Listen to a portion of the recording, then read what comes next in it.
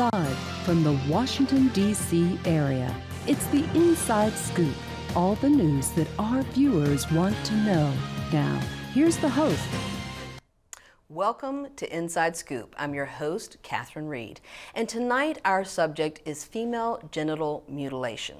And I want to pause here for a moment to suggest that if you are not comfortable with clinical descriptions of what female genital mutilation is, or if there are people in the room who may not be comfortable or not of a maturity to understand the nature or content of this show, I would suggest that you can go online after the show and view it on YouTube, or you can join us next week.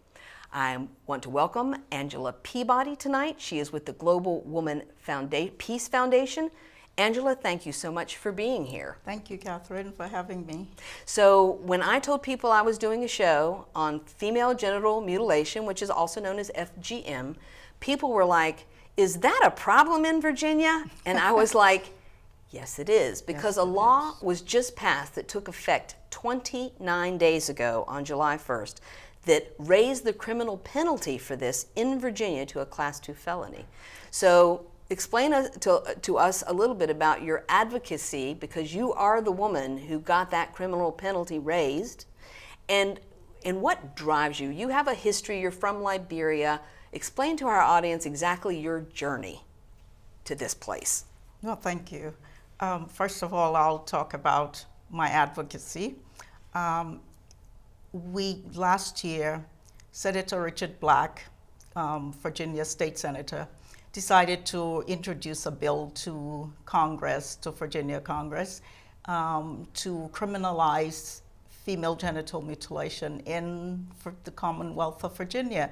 And he had problems because of budget appropriations, and they reached out to my organization and asked us, what did we think? Should they hold off with passing the bill as a misdemeanor, or should they just hold it off, or should they pass it as a misdemeanor? And I said, pass it as a misdemeanor. The advocate in me said, pass it as a misdemeanor. While we can do it, let's have some kind of law on the books.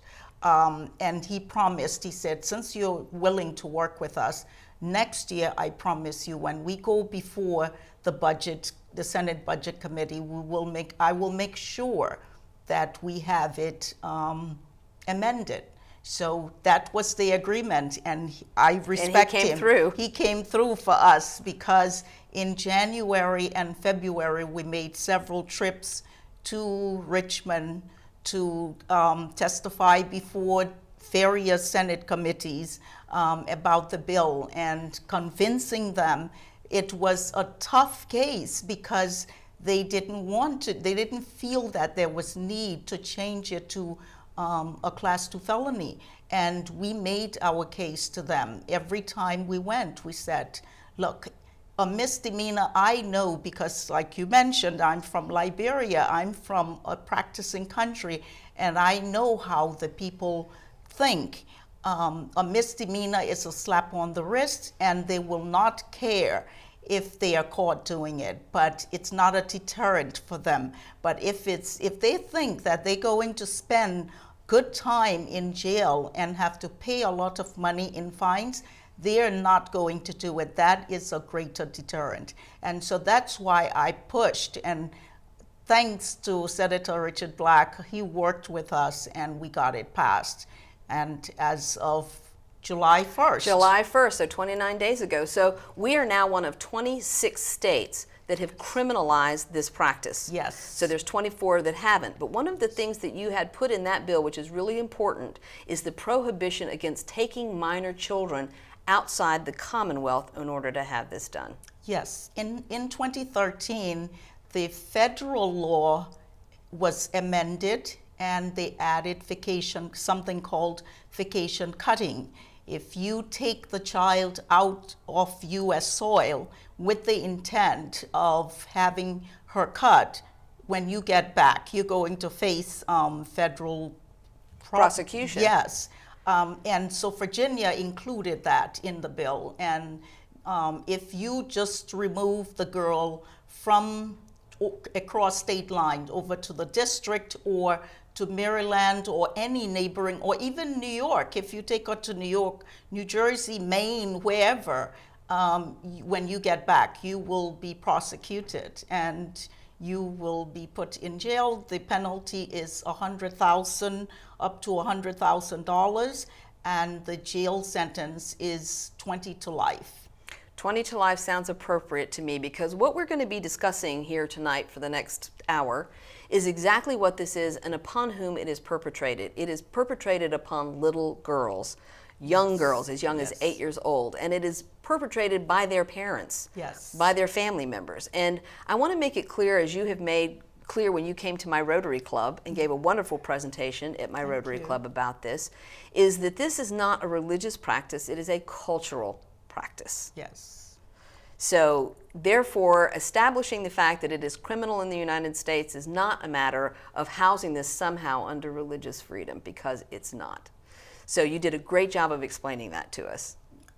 Thank you. It's a cultural, it's an old-aged tradition, cultural tradition that dates back more than 5,000 years.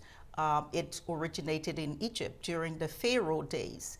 And the Pharaoh felt that it was a good way to secure the virginity of their daughters, and even after they get married, they will not have any desires, sexual desires, to step out. So that was the main reason. When my son asked me, why do they do it? I said, control. Controlling women. Yes, control of women. But it is, like you said, it is a cultural, and I sing the song all the time. It has nothing, absolutely nothing to do with religion. And some perpetrators might try to hide behind religion. No, even Islam, the imams and various writers of Islamic books have come out and said and discredited it and denounced it and said it has nothing to do with Islam. And I know as a Christian, it has nothing to do with Christianity. And even Jews will tell you that it has nothing to do, it's not in the Torah, in the Jewish Torah, it's not in the Holy Bible, and it's not in the Quran. Yes. So one of twofold goals here. Prevention, obviously, is the greatest goal. We want to prevent young girls having this perpetuated by their families. But the second is we need for communities, educators, schools, and the medical profession to understand who is at risk and who might have been affected by this. So those are two very big goals that we have. Yes. The education piece, just by virtue of the fact that people are like, is this a problem in Virginia, told me that people think this is something that happens somewhere else. And it doesn't. There are thousands of girls at risk here in Virginia. Approximately, I believe it's 31,000 women and girls who have either undergone it already or are at risk, girls that are at risk of it being done to them. And I even know a couple of little girls who are at the high-risk age where their mothers are terrified of taking them back to their countries of origin because they know that they will be subjected to it. And you were lucky, you and your sister were lucky, yes, because your parents decided not to go that route. Yeah, they were not. And I don't want to say that my parents were Christians, because that will just, it's not, it had nothing to do with their Christianity, why they did it. Also, my parents were educated, so they were not going to go that route. But in spite of that, there are places where the education level is high, and they still go ahead and do it because of cultural and traditional reasons. So yes, my sisters and I were just very, very fortunate that we were not from a practicing family. Even though I know families that in Liberia that practice it.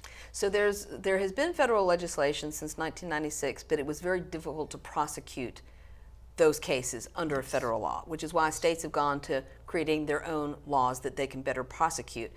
Virginia is one of the top states, along with Minnesota, Michigan, Texas, I think, and California, that have populations of immigrants who practice this tradition. And I don't think I knew that until you mentioned it. So there are certain countries. So when you look at communities of Somalis and Liberians, and you mentioned Minnesota is where you find a lot of those, Ethiopians.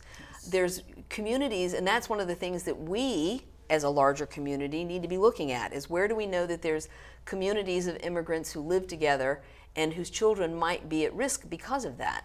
It's because, and like you said, there are pockets right here in the Washington, D.C. area, and the reason why Washington, D.C., the Washington, D.C. metro area is so densely populated, or it's considered one of the higher in the country, one of the higher areas that have people at risk or who have undergone it, is because of Dulles Airport. It's a port of entry. New York, if you look at the pattern, California is a port of entry. So all of those states, and so what we need to do is to look at the different populations, and that's what the PRB, the Population Reference Bureau here in the US, that's how they determined, they came up with the number of 513,000 women and girls living in the US who have either undergone it or are at risk of it being done to them. Because they determined by the number of Somalis, or they looked at the practicing countries, the highly practicing countries. And it's not only in Africa, but it's 26 countries on the continent of Africa that practice it. But there are also countries in the Middle East, for example, Yemen, Oman, Iraq. Those countries practice it, and then there are countries in, for example, Indonesia, India. Well, when we come back from this break, we are going to be talking with Angela Peabody and also a survivor. FA is going to discuss with us what female genital mutilation is. There are 3 different categories, and we will find out about that when we come back from this break. So, I just moved in with this family, and it's embarrassing. The little one, he likes to go outside and crawl around in the giant litter box. I don't know what he's doing. I mean, I was born and I knew how to use the litter box. Look at that. That's disgusting. Oh, poop already. You're making me nervous. Oh, okay, I can't look at this anymore. I really hope he grows out of this, for his sake. So how was work? It was 1,300 hours. My math class from 302 was in the trenches. Davy Roth had it the worst. Fractions were coming at him left and right. He just didn't get the damn things. 2 days ago, I tried to teach him what 1/4 of 1/2 was using different sizes of blocks. Yesterday, I tried again by dividing up pizza. Both missions failed. Oh, no. But today, I was ready. I created a combat math game where the only way to beat the enemy is to out-fraction them. Davy conquered every last denominator. My game was so successful, the principal is deploying it to math squadrons all over the school. Anywho, how was your day? Oh, today my boss treated the office to salad wraps. Salad wraps. I know. 150 over 90. 180 over 111. 160 over 110. I had a stroke. This is what high blood pressure looks like. You might not feel its symptoms, but the results from a stroke are far from invisible or silent. If you've come off your treatment plan, get back on it, or talk with your doctor to create an exercise, diet, and medication plan that works for you. Go to loweryourhbp.org. If I would have followed a treatment plan, I would not be in this situation. we're back to the Inside Scoop. Here again, your host. Welcome back to Inside Scoop. I'm your host, Catherine Reed, and tonight we are talking about female genital mutilation, known as FGM. We're talking about this with Angela Peabody, who is the founder of the Global Woman Peace Foundation, and joining us in this segment is F.A., who is a survivor of FGM. Welcome, ladies, both of you. Thanks for having me, Catherine. So, F.A., we've kind of left the technical descriptions of what we're talking about to this segment because I think it's appropriate for you to let people know what this term means and what we're talking about when we say that 8-year-old little girls should not be subjected to any of the levels of female genital mutilation. FGM actually is the forceful amputation of a girl's clitoris. There are 3 types of FGM. Mine happened when I was 11 years of age. My mom, I'm actually from Sierra Leone, West Africa. My mom didn't go through it because the Creoles in Sierra Leone do not go through FGM. They're the elites of Sierra Leone, so they didn't. But my stepmom actually, she was the mastermind behind it. I was born and raised Catholic, so I really didn't know why my father, who was a devout Catholic, would allow my stepmom to sort of manipulate him into doing that to us. And lately I've been thinking, she never touched her own daughter. It was just myself and my older sister. And all for 34 years, because I'm now 45, for 34 years, I thought it was type 1 that was done to me, where they just amputate the clitoris. But then thanks to Global Woman Peace Foundation, I had reconstruction surgery last September, and I call my new clitoris my new toy. There you go. Yeah. So, and I found out from my doctor actually that it was type 2, and type 2 is when they amputate the clitoris and the hood and then the labia, part of the labia. And it's just awful. It's horrific. I don't know why anyone would do that to a child. Yeah, I'm sorry. Sometimes I get panic attacks when I think about what happened. Yes, it's been 34 years, but you never forget the pain. I remember that day. It was August 1st, 1984. And they took us to the secluded area, and a bunch of women that I'd never even met were there. And they told us to strip naked.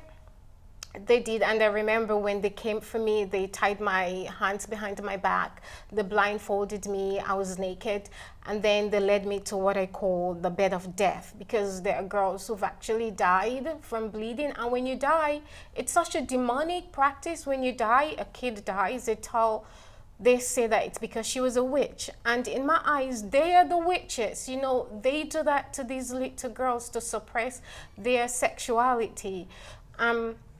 And so the woman sat on top of me. I was forced to lay down, and the 4 women, they spread my legs wide open, 2 on each side, pinned me down, spread my legs wide apart, and then they handed her the razor. I believe it's the same razor that was used on my sister, because they use one razor on all the girls. They never perform FGM on one girl, because to them, the more girls they do it on, the more money they get, because your parents actually pay for us to be tortured for the rest of our lives, because that's what I call it. And so when she started to amputate my clitoris, it was so painful. I began to fight and wiggle under her. And then with the little strength I had, I was 11, I pulled myself forward and I beat her bum, you know, because she was naked. And thereafter they gagged me, and afterwards they led me to sit under the tree while they just jubilated. They drank, and the woman was drunk. So let's say this is my clitoris. I always use this. She was supposed to cut it off, but she cut it in the middle, and then she just, because she was drunk, she didn't know her vision was impaired. She just did all sorts of stuff. She did a number, I usually say, on my hoo-ha. So yeah, so even though I've gone through reconstruction surgery, you can still tell that something went wrong down there. So how did you come back into your school or your community? You were 11. How did you process this as something that you could normalize in your own mind and go forward with your life? I didn't. Also, the thing is, when you go through FGM, in my country, they call it the Bondo Society. Like I said, it's highly demonic. They tell you that And that's why most of these girls don't talk about it, especially here in the even here in the US. There's no way a girl from West Africa who's gone through female genital mutilation is going to talk to anyone, let alone a white woman, because they put fear in us that if you tell anyone, you'll die. You only talk about it to people who've gone through it. But if you tell anyone, your stomach will swell and you'll die. And growing up, I was very rebellious. And the moment I heard that, I couldn't wait to get back to school. And so I found my friend, I still remember her name, Violet is her name, Violet Sawyer. And they said, oh, did you go through Bondo? And she said no. So I told her everything that happened. And then I went home and waited to see if my stomach would swell and that I'll die. And I realized that it was all a lie. Wow, that is amazing to go through that at 11. Mm-hmm. So going forward, as you became a teenager, you know, how did you manage this? Did you ever run across a medical professional? Like the first time that you went for a GYN visit, did somebody say to you, wow, I've never seen anything like this before? Yeah, it happened when I came to the States. I knew that, first of all, I've always been embarrassed about the appearance of my hoo-ha, even though at 11 I didn't know what a clitoris was. Right. And before I could even get used to her or find out who she is, they took her away from me. So I remember when I first came to America, I went to visit the first OBGYN. He was male. And I have a son. So the minute I told him that I went through FGM, and he said, oh, it's okay. And this was a man, and you don't talk to men about FGM. But me being the rebellious kid I was, now I'm a disruptor. I'm just there to disrupt. Good for you. You're in a great group of women to be a disruptor. Yeah, so he was okay until I moved to Maryland. And I specifically went for a female doctor from thinking that since she was from India, she'll be familiar with FGM. But the moment I lay down on that examination bed and my legs are in the stirrups, you know, and they tell you, open wide, a bit wide, a little more wide. Now, come forward. Yeah, right, always. And scoot relax. down. Exactly. And I love how they say, relax, because this is so natural. Yeah, as if anyone could relax. And then this woman said something that made me regret I was even born a female. She said, ooh, there's something wrong with your anatomy. And yeah, it was like me going through FGM all over again. Did she not know what it was she was looking at? Maybe she didn't, but I specifically chose a female doctor thinking that she would understand, but she didn't. And that was the last time she saw me on that examination bed. And this is why most survivors of FGM do not even like going for these visits. Yes. Because they don't want to be shamed. And we believe that it was our fault that happened to us. So these women would rather not go see a gynecologist. I'd rather pee in a cup and have you test her for everything else than just open my legs for a total stranger, because we feel shame. And it's just the trauma. I mean, aside from the physical impairments, and the physical impairments are many, like you were at level 2, but level 3, you know, I sometimes wonder, Angela had talked about, you know, accommodations having to be made in the workplace. And I wonder if the American with Disabilities Act even covers that as a disability, which it is, but I wonder now if that's covered, because accommodations have to be made for women who have been, and I'm going to mess up the term, infibulated. That's exactly the term I was looking for, because that is even more serious. Yes, it's not covered. We are working right now to make sure that the surgery is covered, so that right now Global Women Peace Foundation sponsors the surgery when we send a woman for it to have it. But we want the insurance companies to cover it. Right. And they should indeed cover it as a disability, like you said, especially in the case of infibulation. Right, because there's just so many physical hurdles with women managing bodily functions that, and again, if your employer does not know or does not understand, you know, this is an eye-opener for everybody. This is not something that most Americans have ever encountered. So when you had your reconstructive surgery, I understand now that there's more places doing that now. Yes. Mm-hmm. Dr. Brothers opened a center in Atlanta, but I was flown to California, and then afterwards, this is how powerful the vagina is, and that's why these men are trying to just suppress us. My vagina took me to Paris. I was there for 11 days. Fantastic. I know, just so they can examine my hoo-ha. And so these are the things, like, I've been laughing through my pain, you know, and I've been using my story to encourage other survivors. But when I found out that it was type 2 that was done, I got angry all over again. And I couldn't believe that, you know, these women would do something like that. And I remember when I was in Paris, I told my host, she didn't know about FGM. And so I told her, and she read my book, she read it twice. And she said, you know what, I think, because in my country, after you've gone through the initiation process, you come home, they have you sit in a settee, nicely decorated for 3 days. You don't do anything. That's the least they could do. And friends and family come and they give you presents. And so she said, that's equivalent to prostitution. They tampered with your hoo-ha, and now they're giving you money. And I'm like, you know, I never looked at it that way. And you know what happened to my money? I don't know. My stepmother took it, so I was tortured twice. I was supposed to get presents, and I never even spent the money, maybe because I was 11 years of age. But after the reconstruction surgery, I remember when I came back 2 weeks later, I was watching telly, and I saw people kissing. I've seen people kiss on telly millions of times. And I felt some strange sensation down there. I'm like, oh my God, what's that? So I picked up my phone and I texted my doctor and said, Dr. Bowers, guess what? There's something happening. She said, that's right, Francis. It's your clitoris. That's what it's supposed to do. I mean, and this is what they deprive us from. Right. You know, and now I have to massage her once a day for the next 6 months until, you know, sensation returns completely. But she talks to me sometimes, and I've been enjoying her. Well, you know, and that's so true. The stigma of this, the stigma of oppressing women from even sharing their stories is the worst part of all of this. Not just oppressing women, but we don't even talk about it so that people understand what we're going through. So we're going to come back from a break. I want to talk a little bit further about both the stigma and what we can do to help raise the awareness in the medical profession, particularly, because it sounds like we're only at the very, very beginning of people doing reconstructive surgery, and there are doctors that are encountering FGM survivors who don't even know what they're looking at.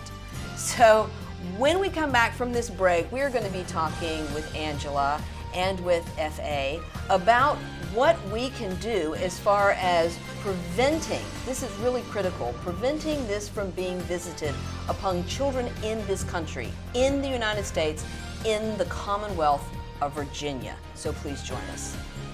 Okay, so we drowned the fire, stirred it, drowned it again, and now just feel if it's cold. Yeah. Cool.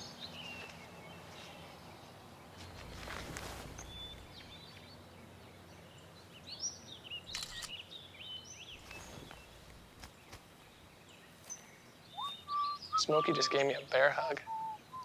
I know. I already posted it.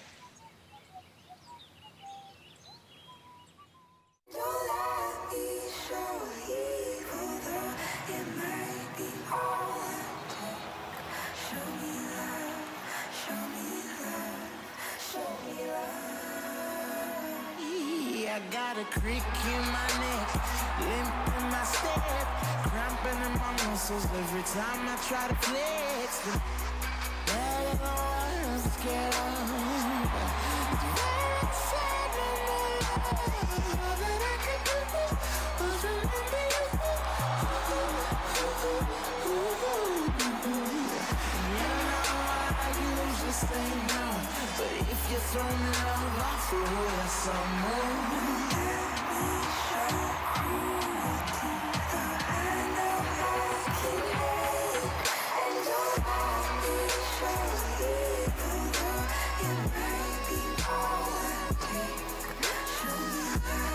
It's a big responsibility. Oh, it's huge. I know, it's huge. And the salary. Oh my god, yes. Right? I mean, like, I was about to move in with my parents, and right before, so this saved me. I really believe in you, you know? Thank you. It's nice to hear that from someone. These are cool. Did you, what did you...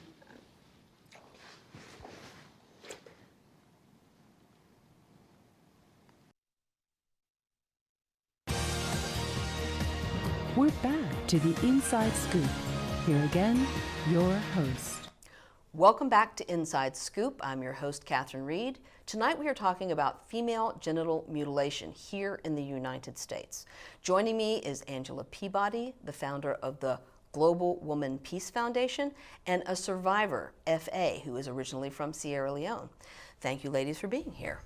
So we had a call on our break from Gail in Arlington who wanted to know how you connected. How did you connect with Angela, or how did you find her to find these services?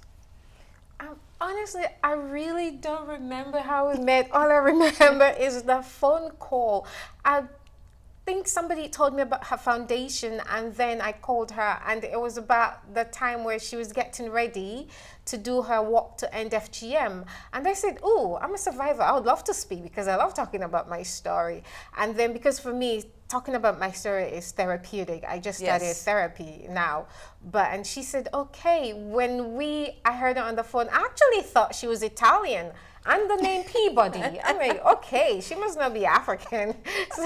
And then when we met, she told me she was from Liberia. And it's been a daughter-mother relationship ever since that. And actually, when I did my surgery, I actually showed her my hoo-ha. I said, would you like to see what it looks like? Your foundation paid for this. You know something? You should be proud. You should be proud. This is what you got. Yeah. So she said, okay. So I laid on the bed in the hotel and I spread it out. And she said, oh, it actually looks good. Yeah, my own mother. I don't have that kind of relationship with my biological mom. But I understand Miss that. Angela is my mother in the FGM world. So we met in 2015. Yes. And so she called you. How many of these calls do you get, Angela? I mean, how many of these survivors are you connecting with? Oh, now many. In the beginning, I remember our vice president saying to me, Amy, she said, where are we going to find the survivors? We now have all of our services laid out and ready to work with them, but where are we going to find them? And I said, well, I always refer to the movie with Kevin Costner, Field of Dreams. Field of Dreams. Build it? Yes, if you build it, they will come. And I said, all we have to do is just let people know, put the word out there that we have it, and they will come. And sure enough, now the calls are coming in, and they want, we expanded our services so that we can, at first we were just focusing on the surgery. And then last year I realized there's a lot more to these women that they need than just the surgery. They need counseling. The psychological effect that happens to them when this thing is done to them as little girls and they become women, it never leaves them. One survivor said to me once, I take FGM to bed with me every night, meaning it stays with her. So I figured they needed counseling. So we started to extend counseling to them. And then as they were coming, I realized that they had so many different needs. Each one came with a different need. There were some who needed asylum because they were terrified of being returned to their countries of origin. So we had to figure out how do we help them stay in this country. And we started looking for pro bono attorneys. And you will not believe we were able. Currently, we work with 3 different pro bono attorneys now that help us with the women to get their asylum. And then some of them needed jobs. Okay, now we have our work permit, but we need to live in this country. We need to survive. So we started helping them with their resumes, building their resumes and helping them write cover letters and putting their resumes out there to help them get jobs. So we had to expand our services as they came and still expanding it based on what we didn't have anything set and say, well, these are the parameters, this is what we will do for you. as they came with their own needs, FA needed the surgery. That's what she wanted. So we gave that to her. She already had a job. She's already a citizen, so she's been here long enough. But every other one that came with a new need, and so we added that need to our services, and that's how we have been helping them. Well, and so I will mention at this point that you are a 501c3. Yes, and like we all are. nonprofits, it is always about raising money, finding Yes. partners, finding partners to provide counseling and legal services. But you know, that is hard. And the more people you serve, the more money you have to raise in order to serve these people who are finding you. Yes. But you both also mentioned the walk that you have every October. So you spoke at the walk. Yeah, I've actually spoken twice. I spoke in 2015, right? Yes. And then also last year, since I was the experiment of the surgery by Global Women Peace Foundation, and I had to share my story at the walk. And it was, when I did the surgery, I regretted it a bit because I was allergic to the suture that was used. And for 7 weeks, I was itching. Wow. I used Vicks Vapor Rub on my hoo-ha. I used something for athlete's foot. My doctor was just experimenting. And that was why I went to Paris, by the way. But yeah, so the walk is really great. Miss Angela, I call her Miss Angela. They do it every year, and this is going to be the 5th year, and this is going to be something different. I'll let her talk about it. Yeah, because this is here locally, correct? Yes, it's here locally. It's in the Washington. We have the walk every year, every October on the National Mall in Washington, D.C.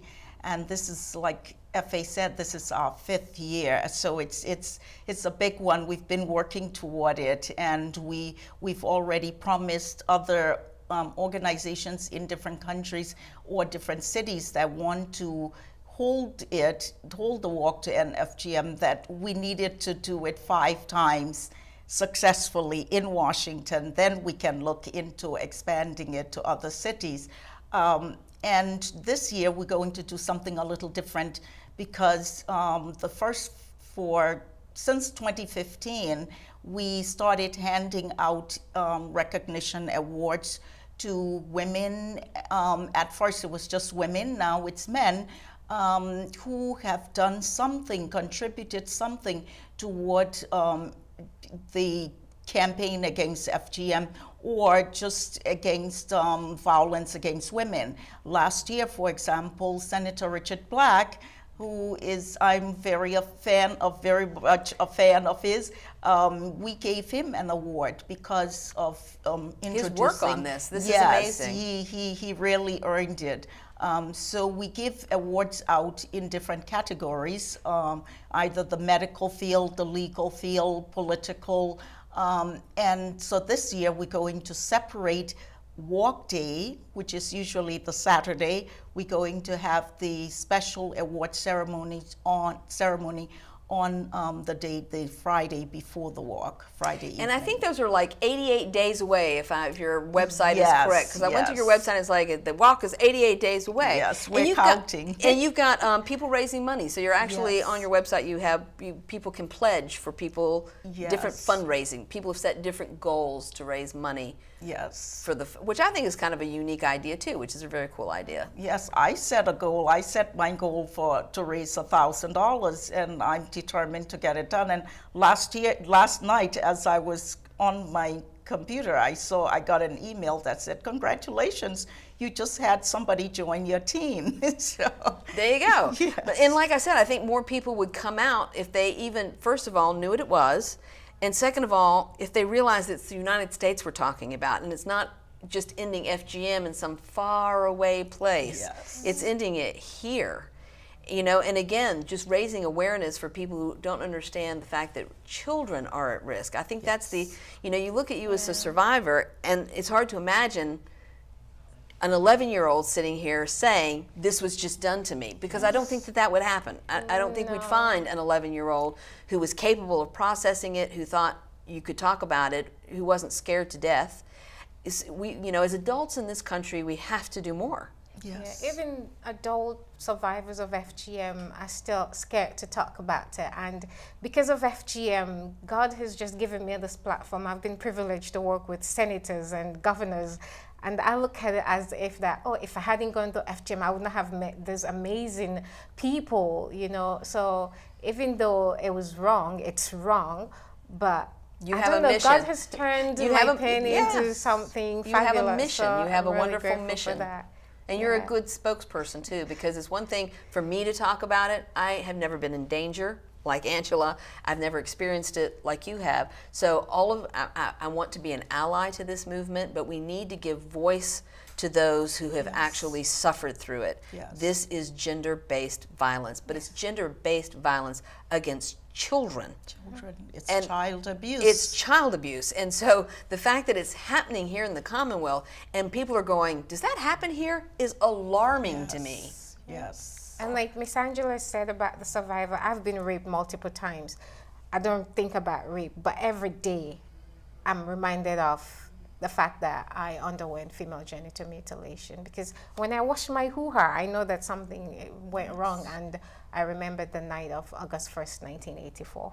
That is so terrible, and that should not be visited upon anyone else. It never leaves them. It never leaves them. It stays with them for the rest of their lives. Last year at the walk, we had an 80-year-old survivor who traveled from Somaliland in Southern Africa to come to the walk, and we gave her an award. And she, in her speech, she said, 75 years ago, my grandmother and my mother took me on a trip, and that's where they had it done to her. And she has not forgotten it, even though she's 80 years old. It's still with her. And and again, I'm reminded of the fact that it's July, when this precious legislation, this felony criminal act is 29 days old, and so it's like, here it is, it's small and it's new, but also the fact that there are girls who have been on summer vacation, and some of them will come back in September and sit in classrooms and keep the secret. Yes. And their teachers and the school nurse and the counselors, no one will know. Yes. That's a horrible thought. It is. So, and apparently that's our cue. So when we come back from this break, we're not done yet on this subject. When we come back from this break, we're going to be talking with Angela about the work she is doing with local law enforcement, with the FBI, and with the Department of Justice. She is not messing around with this. So please, you need to come back and join us after this break.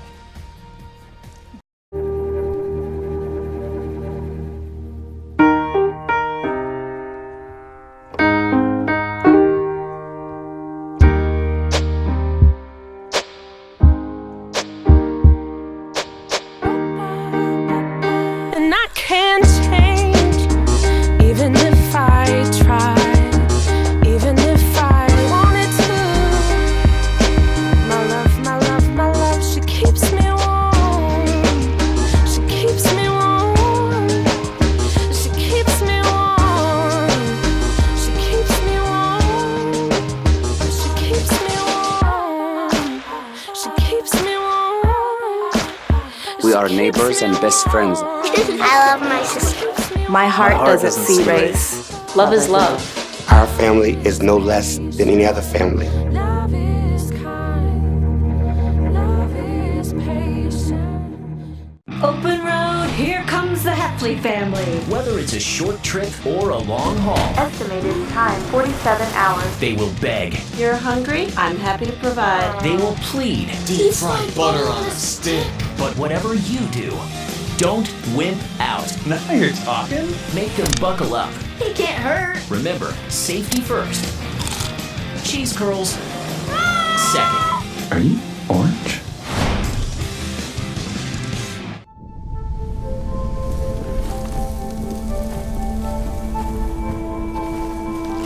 Eva Marie smoked 12,000 packs of cigarettes over 15 years.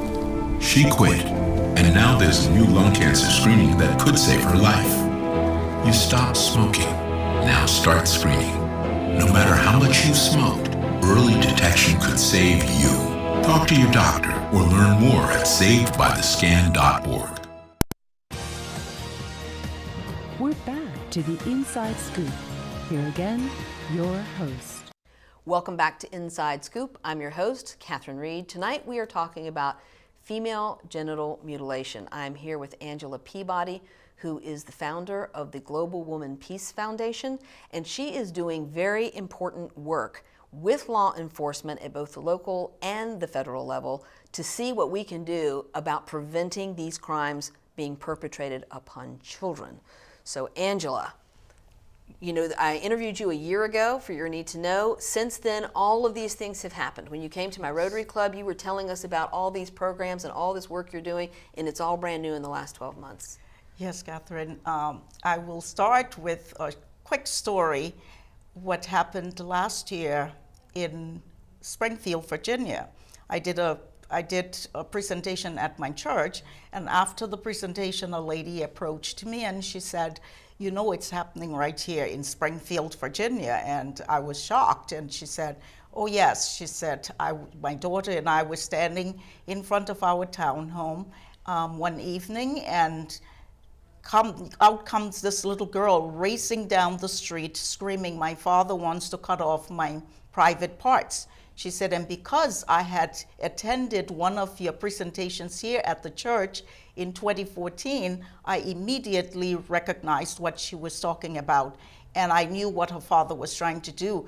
And in addition, the father came racing down the street, chasing the girl with a knife, a big knife in his hand, and waving it, ordering her and her daughter to move out of the way because it's his tradition and they do it in his country. And she stood up to him and called the police and protected the girl. However, when Fairfax County Police showed up, they were not familiar with FGM. She proceeded to educate the police about FGM, and that prompted, after I heard that story, that prompted me to go to our board of directors, and I said, we have to do something. If we're going to protect the little girls in the US, and if the police, if law enforcement is not aware of this thing happening in this country, then how will we protect the girls? We have to do something. And I came up with the idea of training law enforcement. We cannot train them to do their work, their job. They know how to do their job. I'm not a policeman or a detective. However, we know something they don't, and it's FGM. And so that's what we do. We started with Loudoun County. And when we approached Sheriff Chapman, he said, oh, I don't think we have that problem here in Loudoun. And I asked him, do you have immigrants in Loudoun? And he said, yes. I said, I know because I have cousins that live there. Not that they are practicing it, but you do have immigrants from those practicing countries.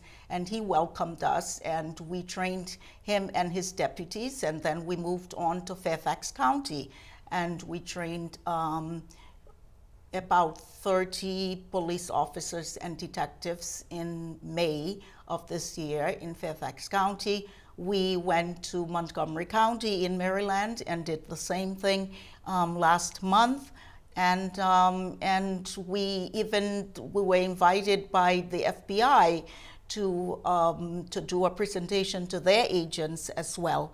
And FA, who was here in the last segment, I took her with me, and she also told them and put a face to FGM. So, and we've been working with the FBI now. They come with us whenever we go to train a county. That's fantastic. And you know, so being first met with, I don't think that's happening here, right? Yes. Because I can't see it. Like, nobody complained. Like, yes. What 8-year-old's going to get on the phone and dial 911 and tell a police officer what happened, right? Yes. But tell us about the case in Michigan.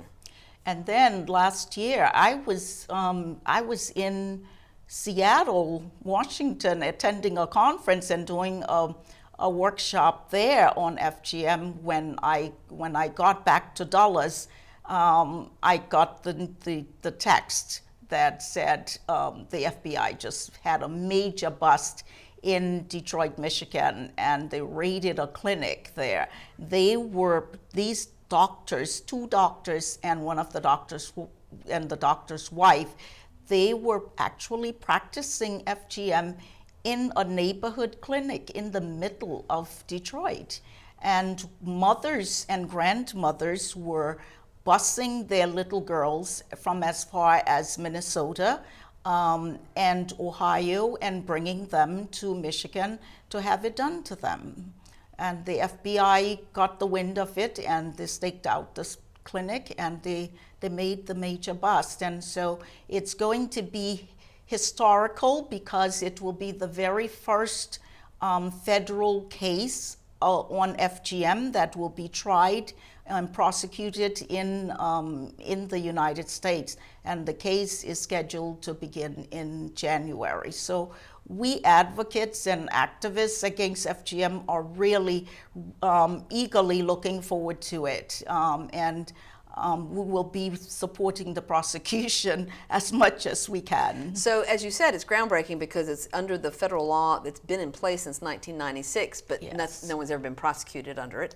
Right. But Michigan at the time did not have a state law. That's correct. They do now. They do now. You see, the perpetrators, they know, and this is why it's important for not only law enforcement, but neighbors and the neighborhoods and the whole community to be well versed on FGM, because the perpetrators, they know where there are laws and where there aren't laws. So those mothers and grandmothers busing their little girls, they knew that they couldn't do it in Minnesota because there was a law.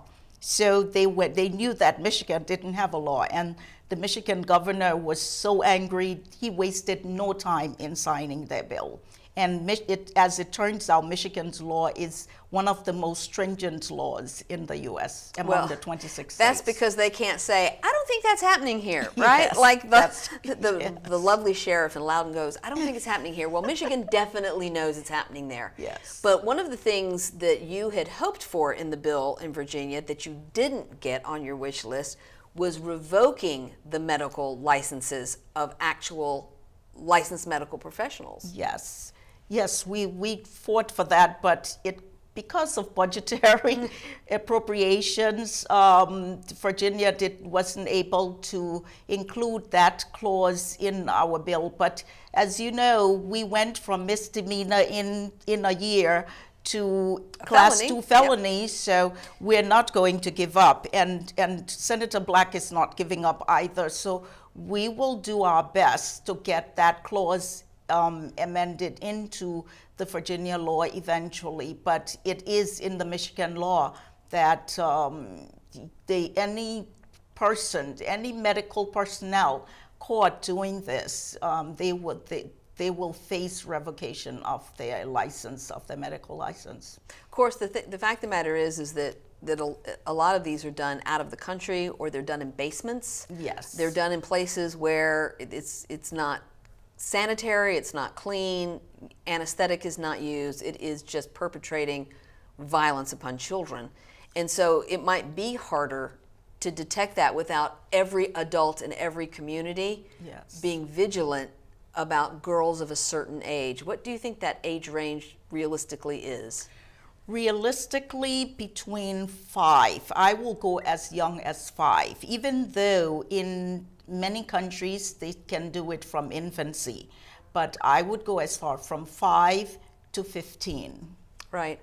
And you would think too, I mean, and again, I'm going to go back to the medical profession, if these children are going for any kind of well visits, vaccinations or anything, pediatricians really need, and clinics, health clinics, free clinics where people may go with a sick child who has the flu or something else.